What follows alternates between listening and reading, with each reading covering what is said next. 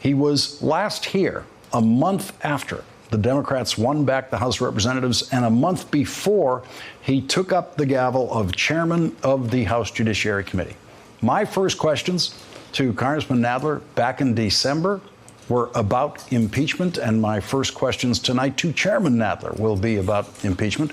In his 26th year in the House of Representatives, Jerry Nadler has become the fourth chairman in the 206-year history of the House Judiciary Committee to be handed the House Judiciary Chairman's most solemn duty and heaviest burden to consider whether the House of Representatives should impeach the President of the United States.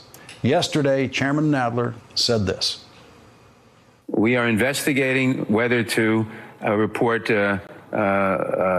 whether to approve articles of impeachment that are before the committee, and we will make that determination.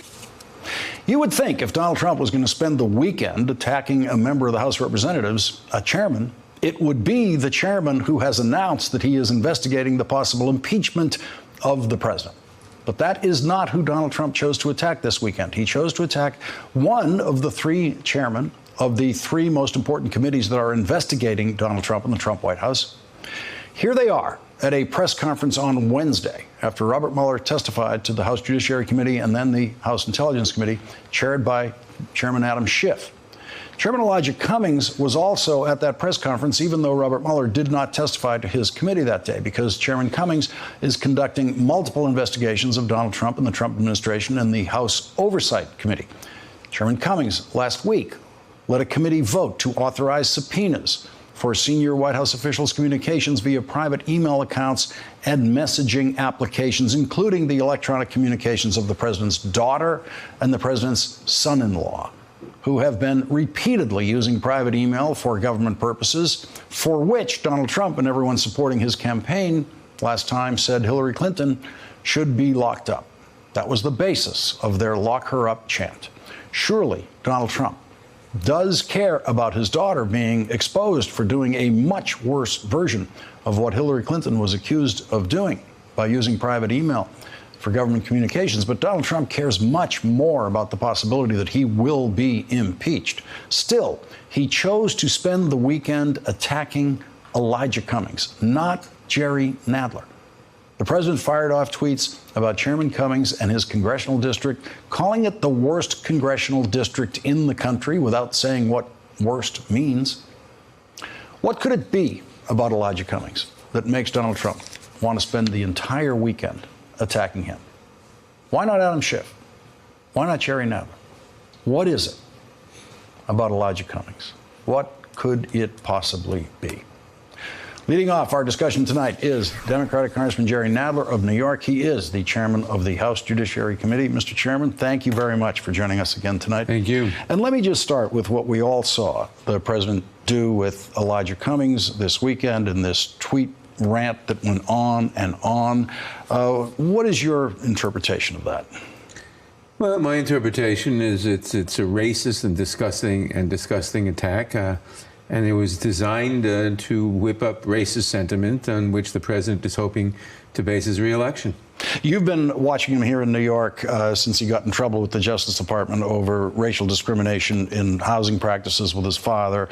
There's no surprise to you, I don't think, in any of this. Does it look to you like this is the campaign? This is the Trump presidential campaign. Don't leave a single racist possible vote behind. It certainly seems that that's a very large part of the Trump campaign. He's making no attempt to reach out to anybody beyond his so-called base.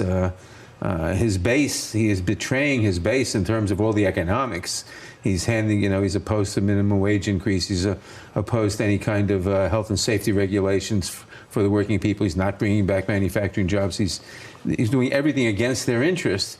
But he is appealing to people's nativism. That's what this whole immigration thing is all about, is appealing to people's nativism and their racial and other prejudices. Now, you've said over the weekend, and you've said since Friday, that the committee is considering articles of impeachment. Are these the articles that some members have introduced and tried to bring to a vote in the House and have then been referred to your committee? We've said this since well before Friday, but the press finally picked up on this. We said it in the notices for hearings we held back on July 12th.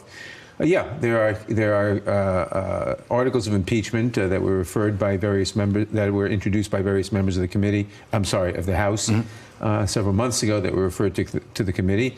And obviously, we are investigating all of the president's crimes and violations of the Constitution, and we will present them to the American people, and we will do what we have to, and we will then consider whether to report those articles of impeachment or some new articles of impeachment, which we may draft for ourselves, to the floor, to the House. And you said essentially that, or a shorter version of that, in legal filings, seeking the underlying evidentiary material. Seeking grand jury material. Yeah, in the Mueller report. So you're telling a judge that we are considering the impeachment, an impeachment procedure against this president, so we need this information. Yes. So we need this information. Grand jury information you can't get. The Court of Appeals in Washington ruled that you don't have an inherent right to grand jury information unless you come within one of the statutory exceptions. One of the statutory exceptions is a judicial proceeding. An impeachment is a judicial or preliminary to a judicial proceeding, and we've told the court that we are investigating possible all of Article 1 remedies and possibly recommendation of impeachment articles to the floor. And on the same basis, we're going into court this week to enforce our subpoena against former White House counsel McGahn, and we'll be telling the court that the enforcement of that subpoena is absolutely necessary in our investigation of possible impeachment articles. And when we first discussed this in December, I made the point, basically in introducing you, that here is the person who's going to have the unique power to initiate impeachment proceedings. And as you've pointed out over the weekend, there's more than one way to do this. I think a lot of people have fallen into the belief that the entire House has to pass a resolution asking you to start impeachment or authorizing you to it. That's one way. That's a version of that has happened in the past. But you can also just start it yourself. Well, there have been impeachments have been started in several ways. Even the Nixon impeachment, the House directed the Judiciary Committee to do an impeachment, to investigate impeachment articles. About 6 months after the committee started doing that. Yes. There have been a number of impeachments where the House never made such a vote. Impeachments of various judges that went through, where the committee did it on its own initiative. And we certainly have ample power to do that, and we're doing it. Might that be the way if this moves to formal consideration of articles of impeachment, where we are in consideration of articles of impeachment, among other remedies. There's no such thing as formal consideration. We are considering. We are investigating the actions of the president. We have impeachment resolutions on file at the committee. We may introduce others, and at the conclusion of our investigations, we will either vote on those impeachment resolutions, or we will not, or maybe we'll vote on a censure or something. But that's all being considered now. So, in other words, this looks This could look a lot like the legislative process might on some sort of criminal justice legislation moving through your committee, which is to say, you're investigating some kind of criminal justice reform, and after having a bunch of informational hearings about it, at a certain point, the chairman just comes out with basically a schedule saying we're going to have a vote on these reforms on a given day. So that's essentially right. We could, at some point down the road, have a day where Chairman Nadler announces that he is going to schedule a vote on 2, 3, 4, whatever it is, articles of impeachment on X date at X time, release those articles, and that will be the moment. Well, that would be the moment for the vote. Yes, right. But everything leading up to that is what people would think of as an impeachment inquiry. Well, people can think what they want. Everything leading up in that is the process that leads up to possible voting on articles of impeachment. We have to, we've accomplished several things, I think. Number one, last week with the Mueller hearings, despite the press is saying, well, he wasn't the rock star and so forth, that's not important. What's important is that we broke the logjam of the lies being told by the Attorney General and by the President that the findings were of the Mueller report were no collusion, no obstruction, and total exoneration. All three of those are not true. The Mueller report found, after exhaustive investigation, very clearly that the Russians attacked our democracy, that in order to help the Trump campaign, that the Trump campaign welcomed that help, worked with the Russians, formed their messaging strategy around anticipated releases of information stolen by the Russians at certain periods of time, that the president lied to investigators and lied to the American people, that he told other people to lie to investigators. All of those are very serious crimes of obstruction of justice. So you now have the Mueller report, and I think this word will seep out, that they found very serious evidence of very serious crimes by the president, when president, plus they're working with the Russians to subvert an American election, which is another serious crime. And we have to look into this now. We have to lay out more evidence before the American people. We have to get the witnesses. You know, the Mueller report is a summary of what other witnesses told them. We have to get the same witnesses, Don McGahn, Hope Hicks, Corey Lewandowski, other people, to come in and testify. And we are breaking the logjam.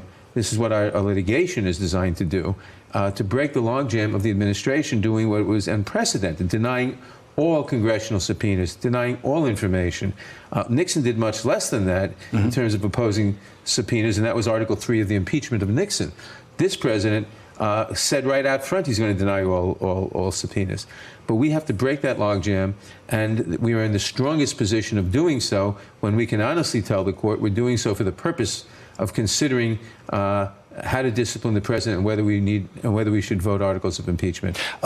More and more members of the House want to move into a vote on articles of impeachment. We're now up to 100, well over 100, 109, something like that today. There seems to have been significant movement since the Mueller hearing. What is the point of this count? Is there a spot we're going to get to in that number where something changes in the dynamic in the House? Well, I don't know that the specific number is that important, but obviously the more members of the House say that we should vote in articles of impeachment or even just have an inquiry, the easier it is politically to do it.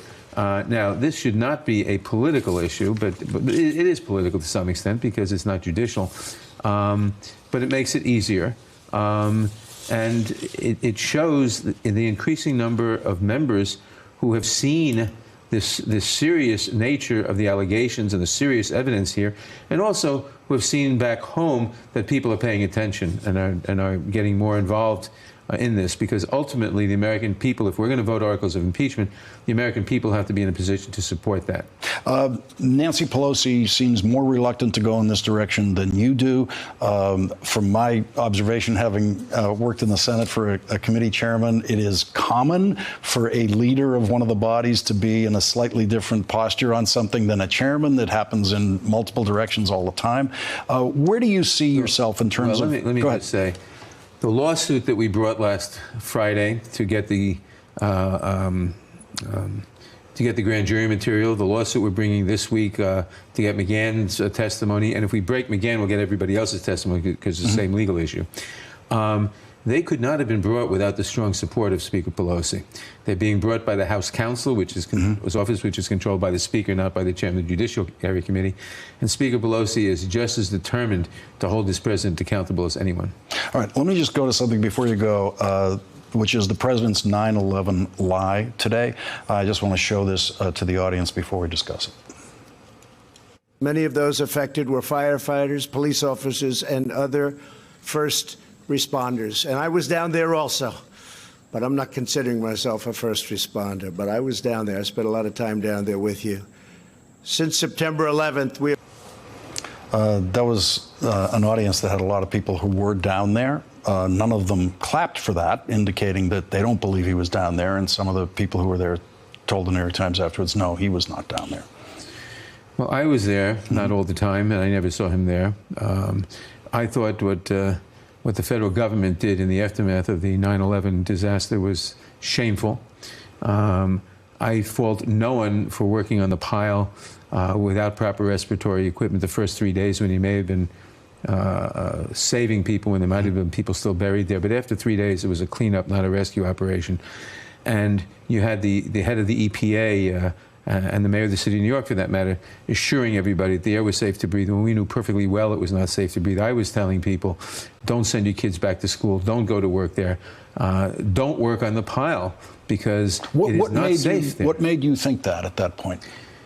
Well, because you went down there. You were down there. I was down there. You smelt it. Well, you smelt it, obviously, but you saw the dust all over everything. You knew that in that dust there had to be asbestos, there had to be fine particles of concrete.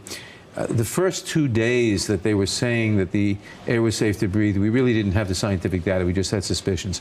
After that, we knew they were lying. We had the scientific data. We had environmental groups telling us, and people were being told it's safe to work there, it's safe to go back to school there, it's safe to work on the pile. I get so upset. It was not only unjustified, it was manslaughter. It's manslaughter on the part of the federal government and the mayor of the city at that point to allow people, to tell people it was safe when we knew it wasn't safe. And people are dying and will continue to die because of that today.